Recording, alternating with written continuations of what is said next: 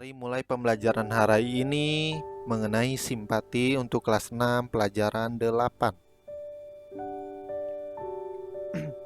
Mari kita awali pembelajaran hari ini dengan sebuah cerita yang berjudul Daun Teratai dan Kangkung. Adi dan adiknya, Ani, tinggal bersama neneknya di suatu kampung.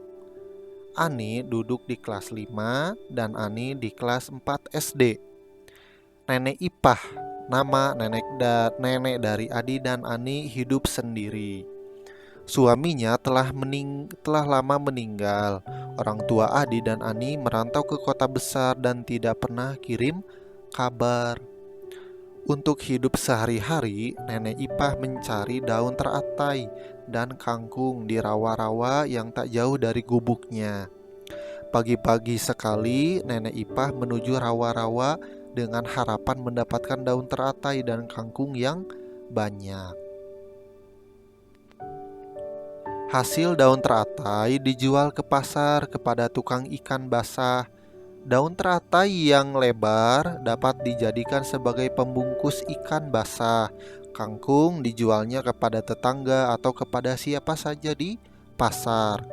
Pada siang hari, giliran Adi dan Ani mencari daun teratai. Nenek Ipah sangat sayang kepada kedua cucunya. Sebenarnya ia tidak tega kedua cucunya ikut mencari daun teratai dan kangkung di rawa-rawa. Tapi harus bagaimana lagi? Ia harus meneruskan hidup dan kedua cucunya harus tetap bersekolah.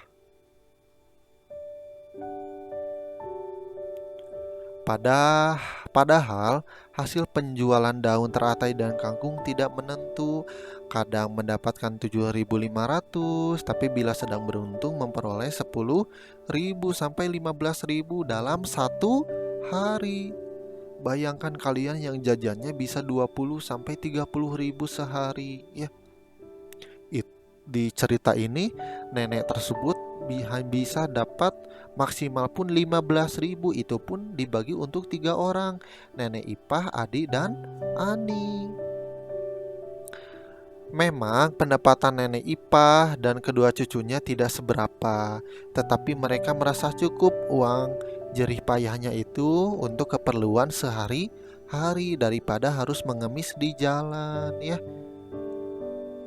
Kita patut bersimpati kepada usaha Adi dan Ani. Keduanya berjuang membantu neneknya mereka untuk mempertahankan hidup. Jadi kalian jangan pernah memperberat nenek atau kakek atau orang tua kalian.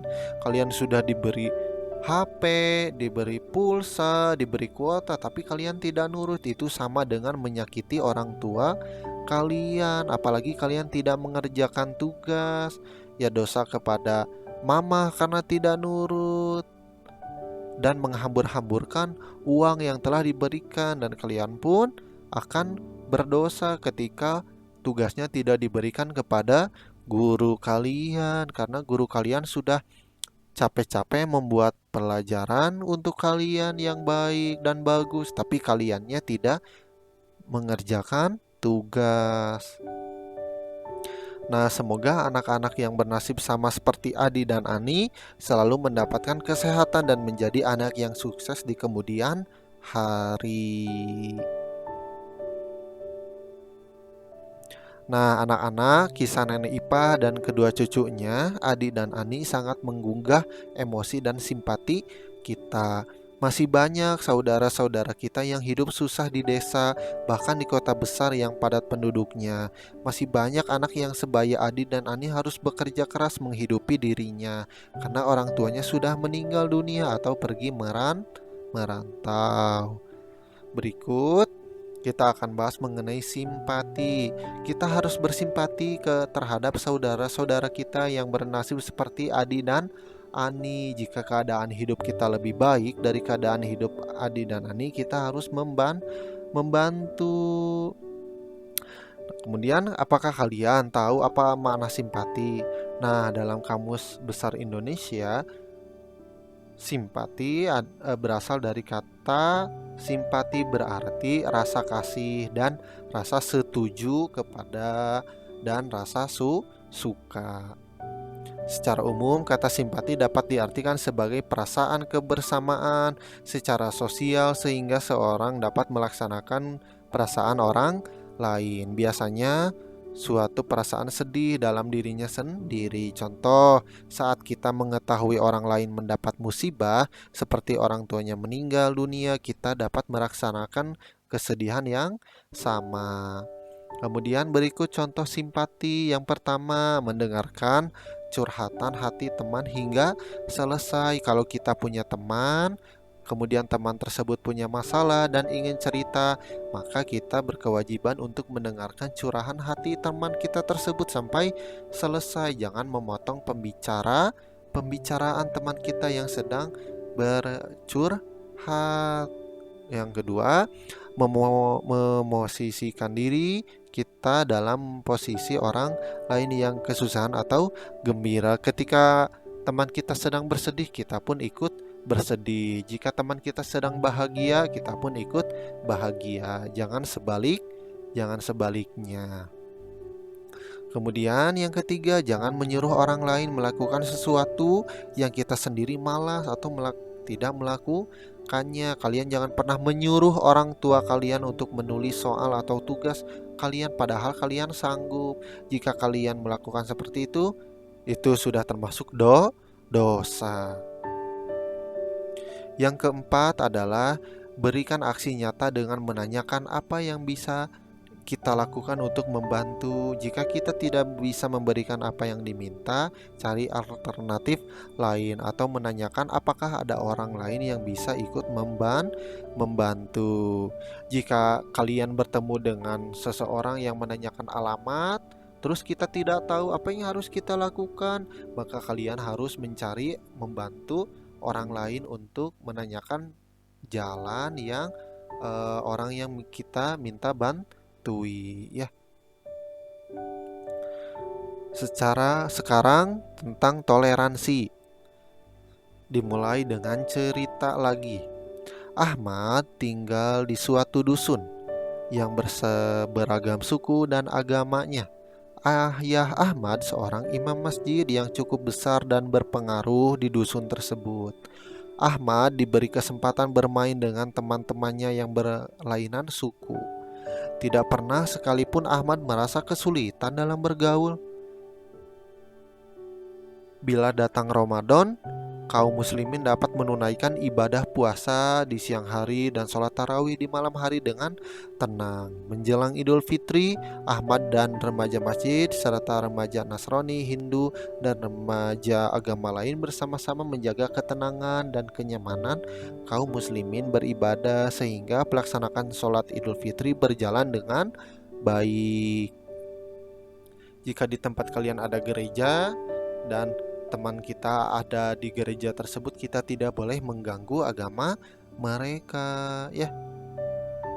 Sebaliknya, ketika datang perayaan Natal, remaja Islam ikut menjaga ketenangan kaum Nasrani melakukan kebaktian. Jadi kita tidak boleh mengganggu, apalagi ketika orang Nasrani sedang beribadah, kita menyalakan petasan. Nah, itu tidak boleh. Begitu pula bila datang perayaan Nyepi, remaja Islam dan Nasrani ikut menjaga ketenangan umat Hindu dalam beribadah. Bukan hanya dalam perihal ibadah, Ahmad pun menyaksikan dalam pemilihan ketua Karang Taruna tingkat dusun. Para remaja memilih ketua Karang Taruna sesuai kecakapan atau kemampuan, bukan karena suku. Saya memilih pemimpin ini karena satu suku dengan saya. Nah, itu tidak boleh. Itu namanya tidak toleransi. Dengan demikian, toleransi dapat menenteramkan lingkungan. Dari kisah di atas, ternyata toleransi tidak mengenal tempat dan waktu, apalagi di Indonesia yang agamanya ada banyak suku, agama, dan istiadat dan budayanya. Sikap toleran harus diwujudkan di rumah, di sekolah, dan di masyarakat. Arti toleransi. Anak-anak, tahukah kalian arti dari toleransi? Dalam Kamus Besar Bahasa Indonesia, toleran adalah sifat yang menunjukkan sikap tenggang rasa. Tenggang rasa itu menghargai, membiarkan, membolehkan pendirian, ya, dan sebagainya. Adapun toleransi adalah sikap saling menghormati dan saling bekerja sama di antara kelompok-kelompok masyarakat yang berbeda, baik secara etnis, bahasa, budaya, politik, maupun agama. Contoh toleran. Satu, kita menghormati pendapat teman yang berbeda dengan kita. Kemudian yang kedua, tidak memasang petasan ketika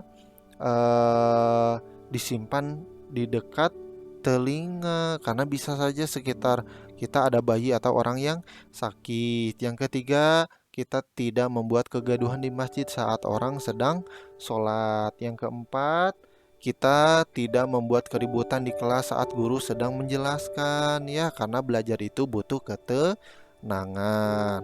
Sekarang contoh simpati lagi yang kelima, kita tidak menghidupkan radio, VCD atau televisi keras-keras sehingga mengganggu tetangga. Yang keenam, kita tidak main gitar atau beduk di saat para tetangga sedang sholat. Yang ketujuh, kita tidak mengejek kawan atau berbeda suku dan agamanya. Tugas. Minggu kemarin banyak tugas yang jawabannya sama dengan contoh. Oleh karena itu, untuk yang sekarang jawabannya tidak boleh sama dengan contoh. Tugas pertama, yang simpati. Sebutkan 5 contoh dari sikap simpatimu kepada orang lain. Yang kedua, tentang toleransi. Sebutkan 5 contoh dari sikap toleransimu kepada orang lain. Tulis di buku, kemudian isinya di buku juga, kemudian fotokan dan kirim ke WA seperti biasa. Terima kasih atas perhatiannya. Terima kasih yang sudah menonton. Mudah-mudahan ada manfaatnya untuk kalian, dan mohon maaf bila Bapak banyak kesalahan dalam menyampaikan materi maupun dalam bentuk video. Mungkin itu saja yang bisa Bapak sampaikan. Mohon maaf bila banyak kekurangan. Billahi taufiq wal hidayah. Wassalamualaikum warahmatullahi wabarakatuh.